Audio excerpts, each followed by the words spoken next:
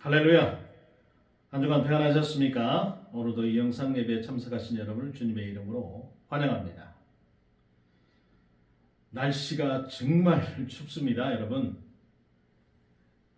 간만에 이렇게 추운 날은 없었던 것 같은데요.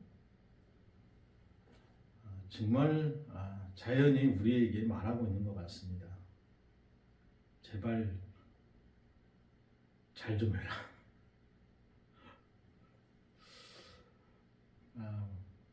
벌써 이제 12월 마지막 주가 다가오고 있습니다.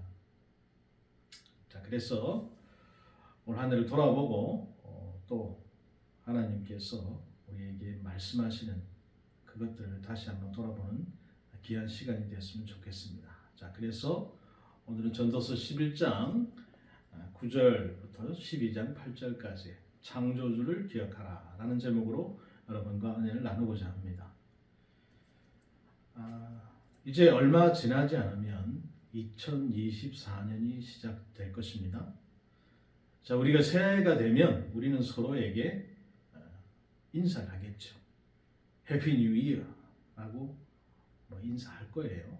그러나 어떤 사람에게는 새해가 온 것이 별로 기쁘지 않을 수 있습니다. 왜 그렇습니까? 왜냐하면 새해가 되었다는 뜻은 곧 한 살 더 나이를 먹게 되었다, 그런 뜻이죠. 종종 우리는 시간이 너무 빠르게 흘러가는 것 때문에 정신을 차릴 수가 없습니다. 나이를 먹을수록 몸과 내면의 자아가 분리되는 현상이 일어나지요. 몸은 분명 예전 같지 않은데 이 내면은 내가 늙어가고 있다는 것을 실감하지를 못하죠. 다른 사람들이 나를 보는 시각과 내가 나를 보는 시각이 다르다는 것을 깨닫고 적지 않은 당혹감을 느끼곤 합니다. 여러분은 느끼지 않습니까? 어느 날 거울 앞에 딱 섰는데 내 모습이 예전과 같지 않을 때,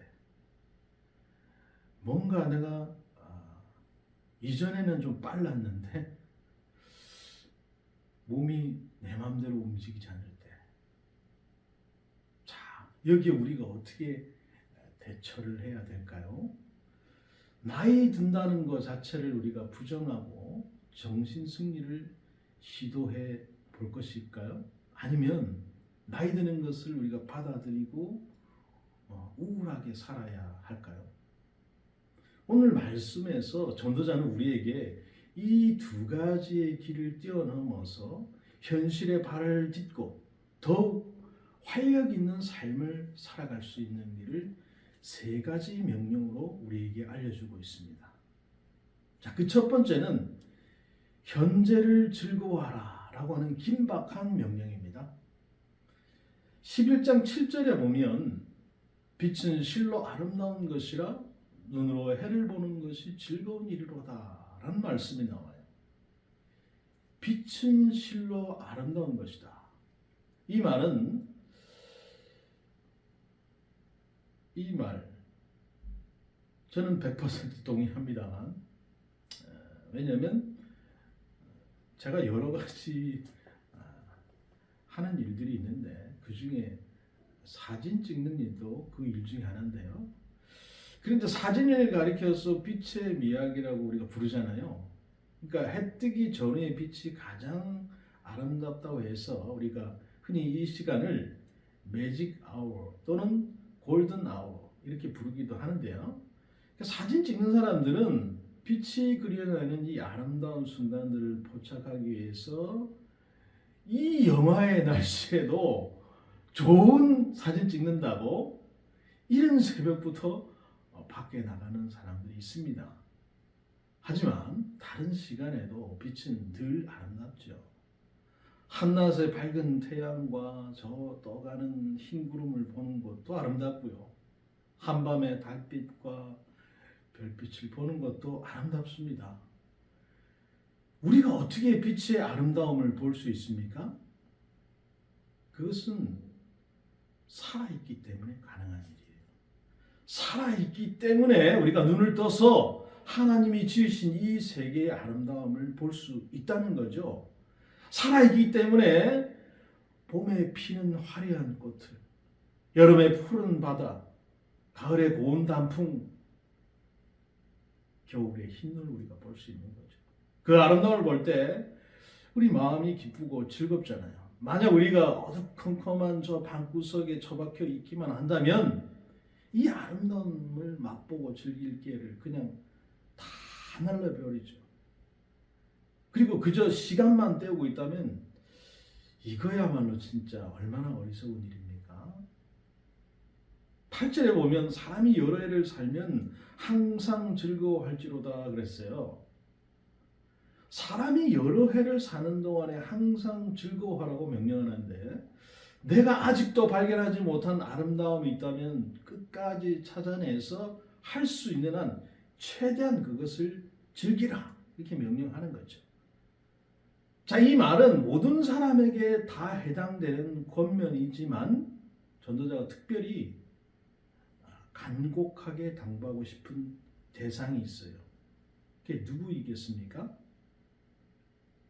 9절에 오늘 읽은 본문, 청년이여 내 어린 때를 즐거워하며 내 청년의 날을 마음에 기뻐하여 마음에 즐거워하는 길들과 내 눈에 보이는 대로 행하라. 청년들을 주목했어요. 여기서 우리는 청년이 누구인가 이걸 한번 살펴볼 필요가 있겠죠.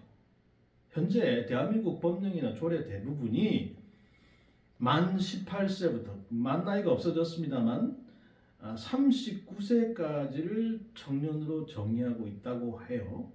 자, 이 기준에 따르면 우리 가운데 청년이 아닌 분들이 상당히 많습니다. 저도 청년이 아니고요. 여기 대부분의 분들이 청년이 아니죠. 그러나 유엔에서는 이렇게 정했어요. 18세부터 65세까지를 청년으로 봐야 한다라고 하는 새로운 연령 구분법을 제시했다고 합니다. 여러분 실제로 저기 농촌에 가보면요,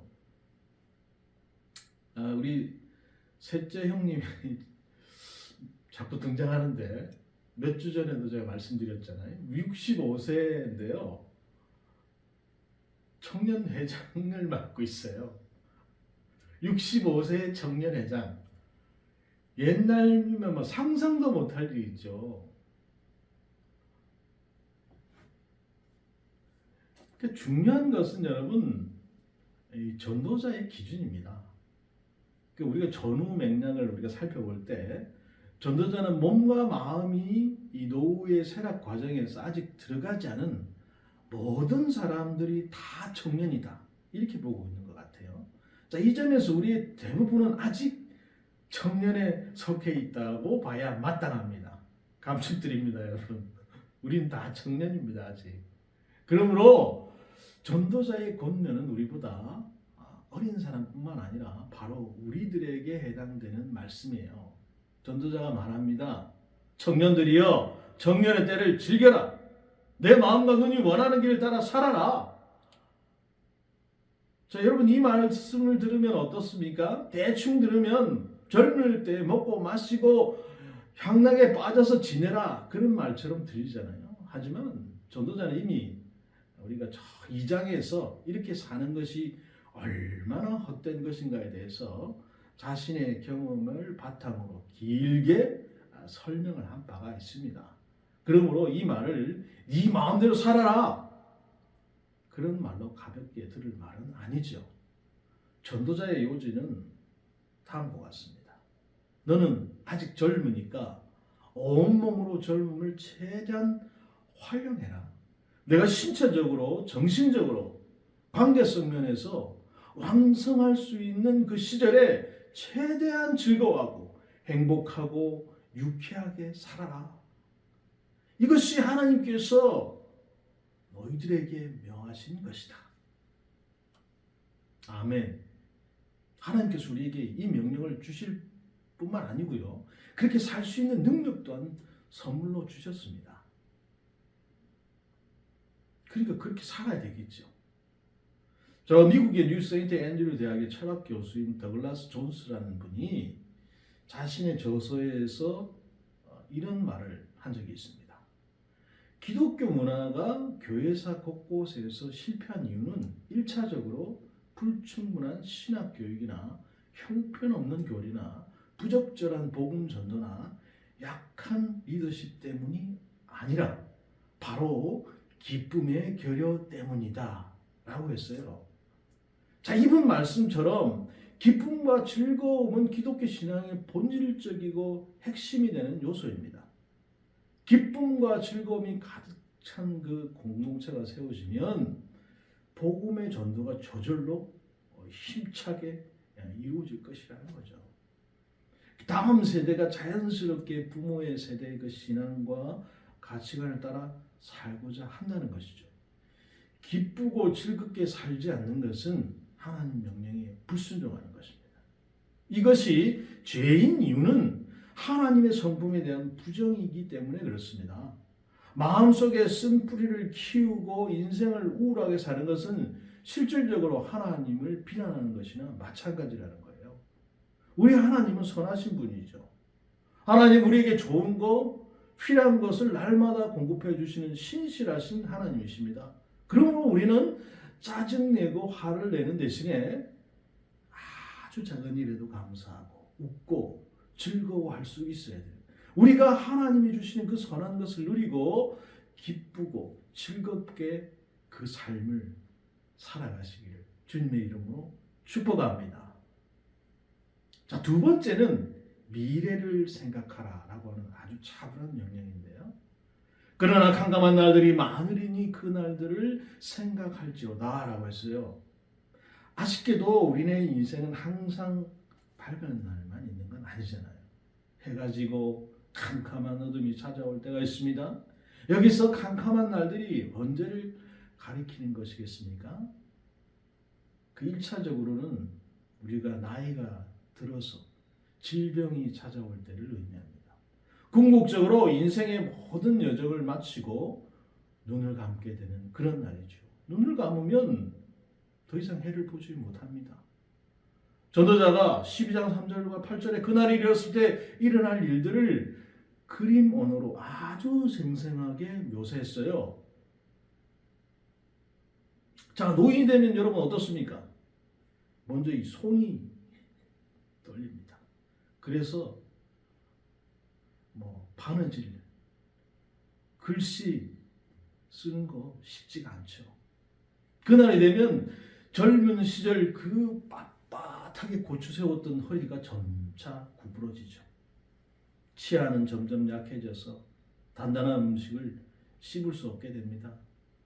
아무리 여러분 잇몸약 인사돌 열심히 매일같이 먹어도 막을 수 없어요. 또 어떻습니까, 여러분? 눈이 침침해져요. 가까이 있는 게 잘 보이지 않습니다. 정말 너무너무 괴롭습니다. 제가 눈이 2.0이었거든요. 근데 어느 날부터 점점 이 가까이 있는 게 안 보이는 겁니다. 글씨 하나 쓰려도 이렇게 가는데 가까이 가면 안 보여요. 이만큼 이렇게 해서 이게 여러분 얼마나 불편한 일입니까? 그러니까 막 그 비싼 무진 다초점 렌즈 안경을 맞춰야 되는 거죠. 그리고 귀도 잘 안 들려요. 어느 순간 귀 속에서 삐 소리가 나면서 이명현상이 있습니다. 점점 더 시간이 지나면 보청기를 껴야 될지도 모르죠. 그리고 또 잠을 깊이 자지 못합니다. 부스럭거리는 작은 소리에도 잠을 깨고요.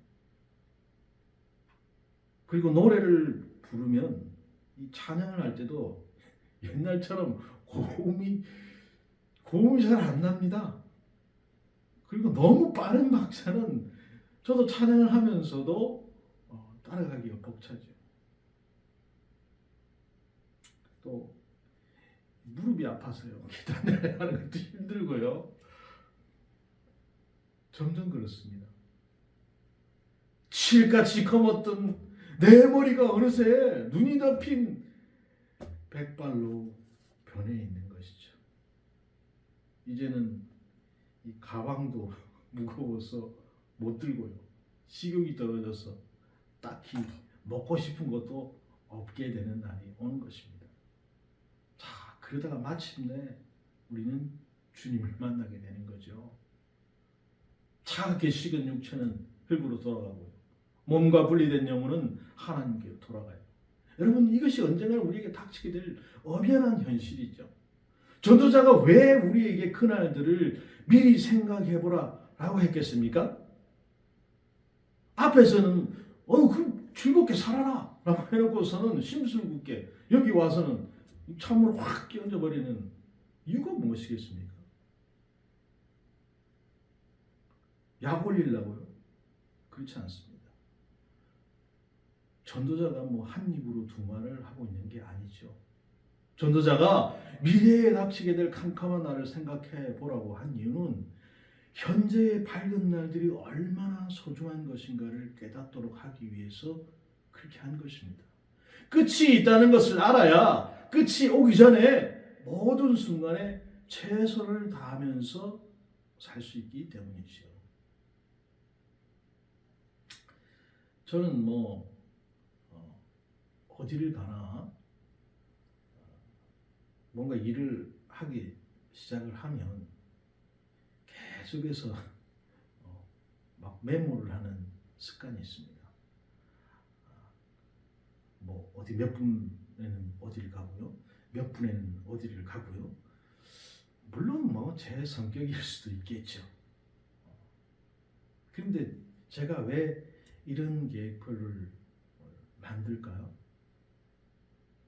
왜냐하면 이 소중한 시간을 1분 1초도 허비하기 싫기 때문이죠. 왜냐하면 우리의 삶이 너무 빨리 지나가고 있기 때문에 그렇습니다. 여러분도 그렇지 않습니까? 여러분이 어딘가 여행을 간다라고 했을 때 이 여행을 가서 그냥 만약 3박 4일을 가는데 가만히 그냥 가서 거기에 잠만 자다 온다. 그럼 휴가는 의미가 없잖아요. 휴가는 금방 끝나기 때문에 빡빡하게 계획을 세워서 그 휴가를 아주 알차게 보내야 되잖아요. 휴가가 한 100일, 200일이면 그렇게 할 필요도 없죠. 너무 짧으니까. 여러분, 우리 인생에도 끝이 있죠. 물론 끝나는 시점이 언제인가 정확히 우리가 알 수는 없지만 그날이 점점 다가오고 있다라는 것은 분명합니다. 현재의 젊음과 건강이 결코 영원히 계속될 수 없다는 걸 우리는 잘 알고 있어요. 바로 그 이유 때문에 현재의 그 젊음과 건강이 소중할 수밖에 없는 거죠. 끝이 다가오고 있기 때문에 단 1분 1초도 우리 인생을 허투루 낭비할 수가 없는 것입니다. 우리에게 삶의 기회가 주어져 있을 때 최선을 다해서 그 기회를 붙잡아야 하는 것입니다. 늙음과 죽음을 생각하면서 우울하게 만드는 게 아니고요. 도리어 삶에 활력을 불어넣는 이것이야말로 바로 전도자의 긍정적 현실주의인 것입니다. 우리가 이런 긍정적 현실주의를 취해야 할 또 다른 이유가 있어요. 9절에 그러나 하나님이 이 모든 일로 말미암아 너를 심판하실 줄 알라 그랬어요. 죽음은 끝입니까, 여러분? 우리는 언젠가 하나님의 심판대 앞에 서게 된다는 것입니다. 하나님은 그때 우리 인생을 하나님의 뜻대로 살았는지 여부를 묻는 질문을 하실 거라는 거예요. 그 질문 중에 하나는 다음과 같은 질문이 되겠죠. 나는 너에게 내가 만든 그 세상의 아름다움을 맛보고 누리며 즐거운 인생을 살라고 명령한 바가 있다. 너는 이 명령에 순종하며 살았냐? 여러분, 이 질문에 여러분은 어떻게 대답하시겠습니까? 만약 이 질문에 현실이 너무 어둡고 힘들고 우울한 나머지 제가 그냥 방 안에 그냥 꼭 밖에서 아무것도 못하고요, 그냥 세월만 보냈습니다 라고 대답한다면 여러분 얼마나 안타까운 일입니까? 여러분 생각해 봐야 됩니다. 우리는 하나님 앞에 서게 될 때 어떻게 대답할지 생각해 봐야 돼요. 우리 모두는 이 질문에 이렇게 대답할 수 있으면 좋겠어요. 하나님의 그 선하심을 내가 맛보고 누리기 위해서 주님 최선을 제가 다했습니다. 그 덕분에 즐거운 인생, 멋진 인생을 살고 왔습니다.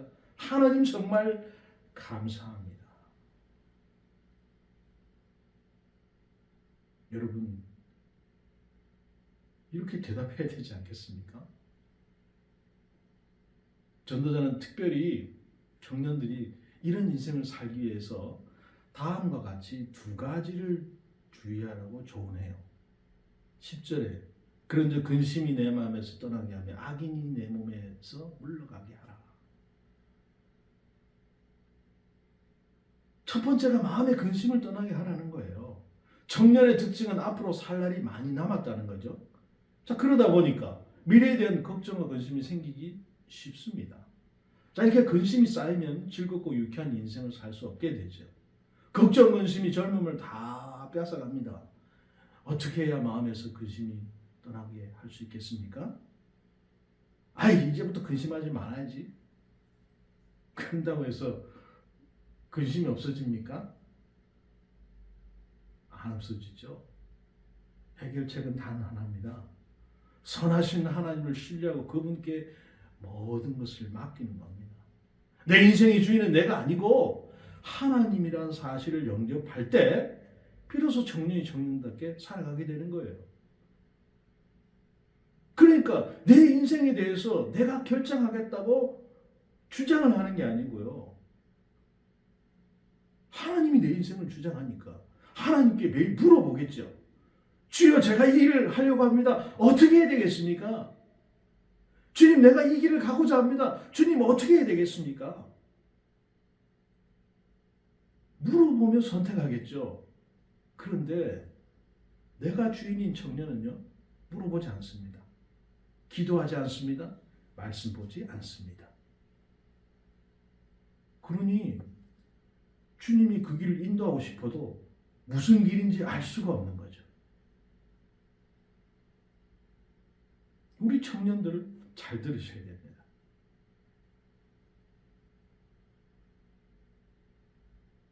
두 번째, 악이 몸에서 물러가게 해야 된다고 했어요. 청년의 특징이 건강하다는 건데, 그러나 모든 청년이 다 건강한 건 아니잖아요. 나이가 젊음에도 불구하고 몸에 고장이 나서 전혀 젊음의 특권을 누리지 못하는 경우도 있습니다. 불의의 사고로 이런 일이 일어나기도 하지만 많은 경우에 자신감이 지나쳐서 자신을 절제하지 못함으로 인해서 일어나는 일들이 더 많아요. 전도자는 이것을 몸에 들어온 악이다 이렇게 표현했습니다. 자, 예를 들자면 너무 술을 많이 먹는 거예요. 그래서 간경화 같은 큰 병이 생기는 경우죠. 술 많이 드시는 분들 자제하십시오. 또 너무 불규칙한 생활을 하거나 너무 많이 먹어서 건강을 해치는 경우도 있죠. 이렇게 건강을 잃게 되면 청년이 청년답게 살 수 없습니다. 누워서 지내다가 인생을 허비하게 되는 거죠. 어떻게 해야 악이 몸에서 물러가게 할 수 있겠습니까? 어릴 때부터 하나님 말씀에 순종하는 훈련을 받고요. 자기를 부인하는 법을 배우면 되는 거예요. 부지런히 경건에 이르도록 연습할 때 몸도 건강해지고요. 열정적인 삶을 살게 되고 도전적인 삶을 살게 되고요. 하나님 말씀에 기인해서 살아갈 수 있게 되는 것입니다. 우리 모두가 다 청년이지만 우리 가운데 청년 중에 청년들이 있죠. 바로 우리 청년부들인데요.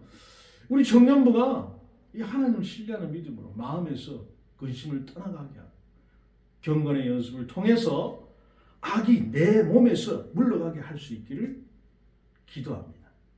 자, 그래서 우리 모두가 청년다운 패기 있는 인생, 도전하는 인생을 살 수 있기를 기도합니다. 자, 세 번째는 창조주를 기억하라고 하는 엄중한 명령이에요. 12장 1절에 너는 청년의 때에 너희 창조주를 기억하라. 지금까지는 전도자는 기뻐하고 즐거워하는 인생을 살도록 권면을 했잖아요. 그리고 이제 마지막으로 이 모든 기쁨과 즐거움의 원천이 누구로부터 오는 것인지를 잊지 말라고 명령합니다.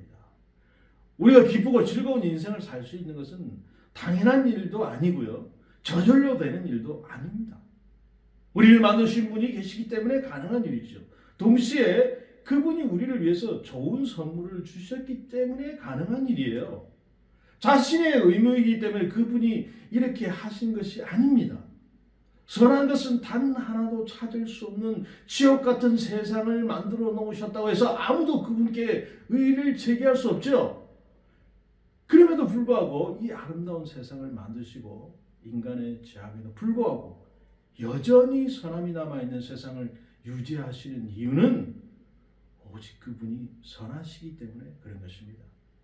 그분은 바로 우리 하나님 창조주이신 것이죠.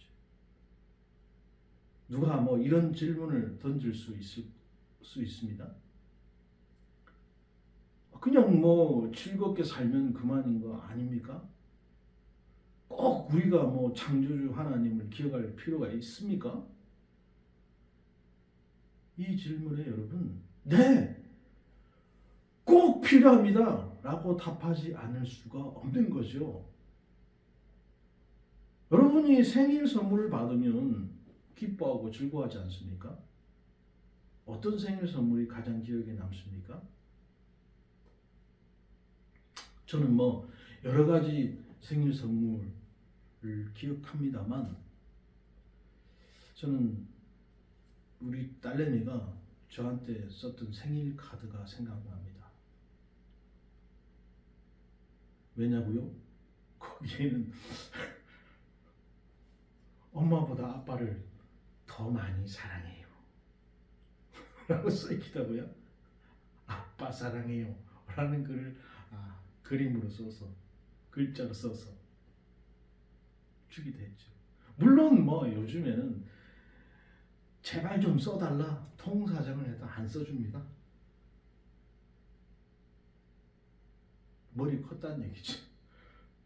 제가 이 카드를 잊을 수 없는 이유는 선물의 가격이 비싸거나 고급스럽기 때문은 결코 아니겠죠. 선물을 통해서 아이들이 아빠를 얼마나 사랑하고 소중하게 여기고 있는지를 확인할 수 있기 때문에 그런 거잖아요. 자, 여러분, 이와 마찬가지로 우리가 정말 인생을 기쁘고 즐겁게 살기 위해서 내게 선한 선물을 주시는 분이 누구인가를 알아야 하는 것입니다. 그분의 선하심과 나를 향한 사랑을 느낄 때 우리는 최고의 기쁨을 누릴 수 있게 되는 것입니다. 또한 그 기쁨을 주시는 그분께서도 기뻐하시겠죠. 인생을 즐기기만 하고 그 즐거움의 원천이 되시는 분을 모르면 이것은 여러분 반쪽짜리 즐거움에 불과한 것입니다. 즐거워하고 기뻐하는 것에 대해서 창조주 하나님께 감사와 찬양을 올려드림으로써 우리의 기쁨은 더 배가 되는 것입니다. 자, 그런데 전도자는 왜 청년을 콕 집어서 청년의 때에 너희 창조주를 기억하라 이렇게 말씀하셨을까요? 이는 청년의 때에 과도한 자신감과 교만 때문에 자신의 그 창조주를 망각하기 쉽기 때문에 그런 것입니다. 기운이 팔팔하고 열정이 넘치다 보니까 자신의 행복은 다 자기가 열심히 해서 산 덕분이라고 판단하기 쉽기 때문이죠. 하나님의 은혜가 없어도 얼마든지 내 힘으로, 내 열정으로 내 인생을 잘 살아낼 수 있다고 자신하는 것입니다. 그러나 이것은 너무 어리석은 생각입니다. 언제까지 영원히 청년일 수는 없는 거죠. 금방 힘이 빠진 그 노인이 되고요. 남은 생애가 얼마나 남지 않은 시점이 다가올 것이기 때문에 그렇습니다. 그날이 되면 그 젊은 시절 하나님과 쌓은 스토리가 없는 노년은 불안하고요. 두려울 수밖에 없는 거예요. 이제는 인생에 낙도 없고 죽음에 모든 것이 다 사라지는 것 같아서 편안히 잠들지도 못하는 거예요. 반면에 청년의 때에 자신의 창조주를 기억하는 삶을 살았던 노년은 다른 것입니다. 그래 내가 하나님으로부터 와서 이제 다시 하나님의 품에 안길 때가 왔다는 것을 압니다. 불안하거나 두려워하기보다는 곧 그토록 사모하던 주님을 얼굴과 얼굴로 맞대어 볼 수 있는 날이 가까우는 것에 대해서 기대와 소망을 가지며 마지막 인생을 살기 때문에 그렇죠. 일생 진실한 믿음으로 사신 분들의 장례식에 가면 항상 듣는 말이 있어요. 여러분 많이 들어보셨잖아요. 고인께서 마지막 순간 지극히 평안한 얼굴로 주님 품에 안기셨습니다. 여러분 왜 그렇습니까?